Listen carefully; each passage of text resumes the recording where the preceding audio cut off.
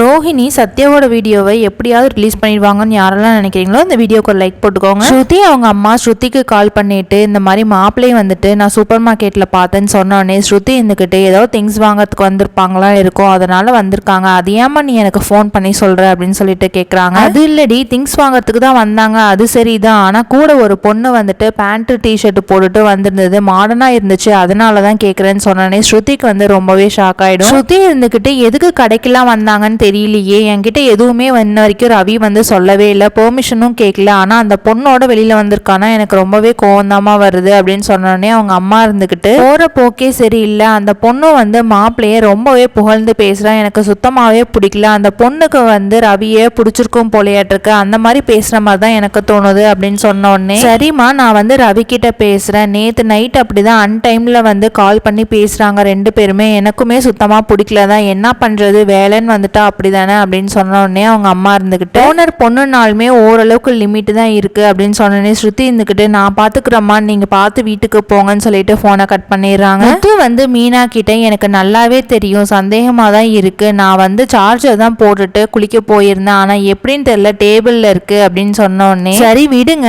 அதுதான் போனை கிடைச்சிச்சுல்ல, இதுக்கு மேல இதை வச்சு பத்திரமா பாத்துக்க வேண்டியதான், என்ன பண்றது அப்படின்னு சொல்லிட்டு எனக்கு பூ கொடுக்கறதுக்கு டைம் ஆயிடுச்சு, நீங்களும் சவாரிக்கு கிளம்புங்க டைம் ஆயிடுச்சுன்னு சொல்லிட்டு ரெண்டு பேருமே கிளம்பிடுறாங்க. முத்து வந்து யோசிச்சிட்டே இருக்கும் போது செல்வா இருந்துகிட்டு என்னடா நான் பேசினது கூட உனக்கு காது கேட்காம ஏதோ ஒரு திங்கிங்லேயே இருக்க அப்படின்னு சொல்லி கேட்டோன்னே என்னோட ஃபோன் வந்து இந்த மாதிரி சார்ஜ் போட்டிருந்தேன், ஆனால் டேபிள்ல இருந்தது சந்தேகமாக தான் இருக்கு, அதுவும் எனக்கு பார்லர் அம்மா மேலே ரொம்பவே சந்தேகமாக இருக்கு, என்னோட ஃபோனை எடுத்துட்டு அந்த பார்லர் அம்மா என்னதான் பண்ணுமோ தெரியல, ஆனால் இருந்தாலும் சந்தேகமாக தான் இருக்கு, அந்த டைம்ல வந்து காணோம் மனோஜும் வந்து தேடிட்டு இருந்தான், கேட்டதுக்கு மொட்டை மாடியில் முடி காய வச்சுட்டு இருந்தேன்னு சொல்லிட்டு பொய் சொல்றா, இருந்தாலும் எனக்கு வந்து சந்தேகமாக தான் இருக்கு, என்னோட ஃபோன் வேணும்னே டேபிள்ல வச்சுட்டு அவ என்னதான் பண்றாங்கிறத வெயிட் பண்ணி பார்க்கலாம் அப்படின்றாங்க. பார்லர் அம்மா என்ன பண்றாங்கிறத நான் கூடிய சீக்கிரத்துல கண்டுபிடிக்க தான் போறேன்னு சொல்லிட்டு முத்து சொல்றாங்க. முத்து வந்து ரோஹிணி தான் மொபைல் எடுத்தாங்கிறத கண்டுபிடிப்பாங்களா என்னங்கிறத வெயிட் பண்ணி பார்க்கலாம். நம்ம சேனலை பிடிச்சிருந்தா சப்ஸ்கிரைப் பண்ணுங்க. தேங்க்ஸ் ஃபார் வாட்சிங்.